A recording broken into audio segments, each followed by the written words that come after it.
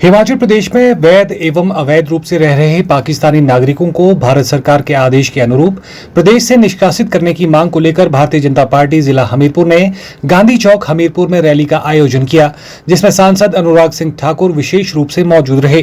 जिला भाजपा अध्यक्ष राकेश ठाकुर की अगुवाई में आयोजित विरोध रैली में भाजपा विधायक आशीष शर्मा, विधायक इंद्रदत्त लखनपाल, पूर्व विधायक राजेंद्र राणा, पूर्व विधायक कमलेश कुमारी, पूर्व विधायक विजय अग्निहोत्री एवं सभी मंडलों से आए पार्टी अधिकारियों ने घटना की निंदा की और पाकिस्तान व आतंकवाद के खिलाफ कड़ी कार्रवाई करने की मांग की। इस मौके पर सांसद अनुराग ठाकुर ने कहा कि प्रदेश में वैध एवं अवैध रूप से रह रहे पाकिस्तानी नागरिकों को भारत सरकार के आदेश के अनुरूप प्रदेश से निष्कासित करने को लेकर 2 मई तक कोई भी कार्रवाई नहीं की गई है।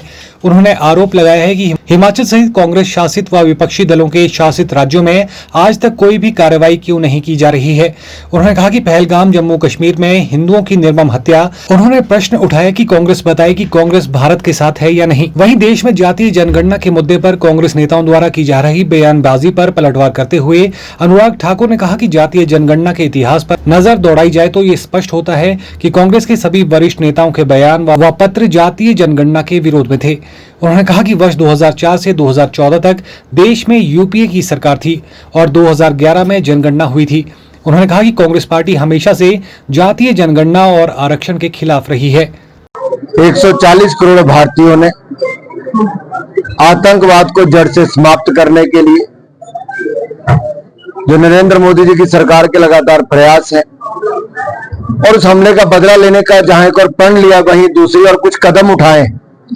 इंडस वाटर ट्रीटी को सस्पेंड किया गया है और साथ ही साथ वैध और अवैध रूप से भारत में रहने वाले पाकिस्तानी नागरिकों को वापस भेजने की एक डेट तय की गई थी, जब सभी राज्यों को वैध और अवैध पाकिस्तानी नागरिकों को वापस भेजना था।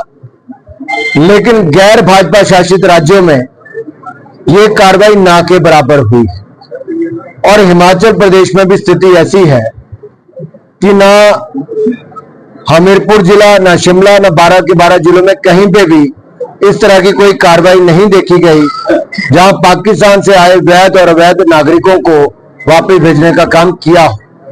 आखिर ऐसी कौन सी मजबूरी है कि कांग्रेस को पाकिस्तान की भाषा बोलनी जरूरी है? आखिर ऐसी कौन सी मजबूरी है कि पाकिस्तान के नागरिकों को कांग्रेस और गैर भाजपा शासित राज्यों में रखना जरूरी है और कार्रवाई करनी में उनको मजबूरी दिखती है कोई कि नहीं करनी है कोई कार्रवाई? हमारा सवाल यह है कि पाकिस्तान की भाषा कांग्रेस और कुछ अन्य विपक्षी दल क्यों बोल रहे हैं?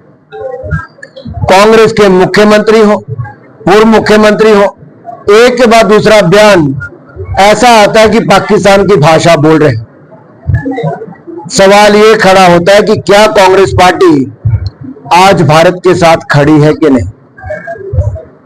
क्योंकि पाकिस्तान के नेता कांग्रेस के नेताओं के बोलों को कोट करके कहते हैं कि भारत में तो कांग्रेस के नेता ये कह रहे हैं। तो मेरा हिमाचल प्रदेश के मुख्यमंत्री और पूरी सरकार से आग्रह है कि ये जो हमने आज एक मेमोरेंडम दिया है अपने जिलाध्यक्ष जी के नेतृत्व में, उसमें स्पष्ट तौर पे कहा है कि वैध और अवैध पाकिस्तानी नागरिकों को हिमाचल प्रदेश से बाहर भेजा जाए और भारत की धरती से बाहर भेजा जाए। अगर आप जातीय जनगणना के इतिहास में जाएंगे तो पंडित नेहरू जी, श्रीमती इंदिरा गांधी जी, राजीव गांधी जी और फिर सोनिया जी और राहुल जी, इन सभी के बयान पत्र सबके जातीय जनगणना के विरोध में है। ये लोग रिजर्वेशन के कभी हक में भी नहीं थे, रिजर्वेशन के भी खिलाफ थे, जातीय जनगणना के भी खिलाफ थे और संविधान को तार तार करने वाली भी कांग्रेस पार्टी है। पंडित नेहरू जी ने तो चिट्ठियां लिखकर कहा था, इंदिरा जी ने तो इसका विरोध किया था। यहां तक कि काका कालेलकर की रिपोर्ट को लंबित रखा गया, मंडल कमीशन की रिपोर्ट को लागू नहीं किया गया।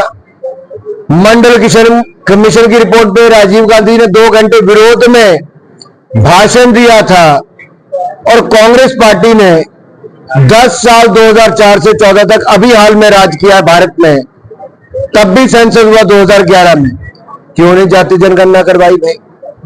नोट पैड पढ़ लीजिए क्या लिखा है उस पर। इस पे कांग्रेस का चेहरा बेनकाब होता है। और जिस रिपोर्ट को राहुल गांधी जी फर्जी कहते हैं कि फर्जी सर्वे बिहार में हुआ, उस समय कांग्रेस के समर्थन वाली सरकार ही बिहार में थी। Bureau report, channel 9, Hamirpur.